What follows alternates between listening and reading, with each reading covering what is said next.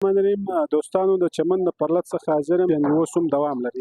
نو نن پرلت ته حافظ یوسف صاحب د ډېرو هلو ځلو بعد چې دی افغانستان ته تللی و، ډېرې خوارۍ پر تېرې سوي، هلته ډېر تکلیفونه پر تېر سوي وو. د چمن د ولس لپاره چې دی نن رالی پر سټیج باندې خپل ټولو خبرو وضاحت وکړي. ده ویل چې موږ د مشرانو سره خبرې کړې دي، موږ هغه خبرې دلته پر سټیج نسو ظاهره کولی، خو خوشحالي انشاءالله تعالی راغلی ده. خو دا نسو ویلی چې ګنټه ما بعد به سي، ورځ ما بعد به سي، دوې ما بعد به سي.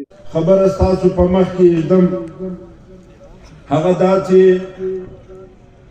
موږ بالکل د خپل تحریک په وروستۍ شیبو کې روان یو.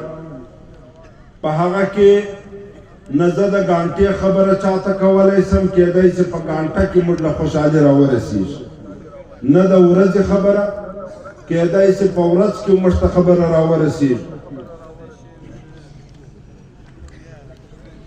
خو زه دا باور و خپل قوم ته ورکوم چې د کندهار و د کوټې در مابین د پخوا په شان چې پاسپورټ به نه یې، پر شناخته کارډ و پر ویزه باندې به زموږ تګ و راتګ دا پر شناخته کارډ و پر تذکره باندې به زموږ تګ و راتګ دا فیصله سوې ده.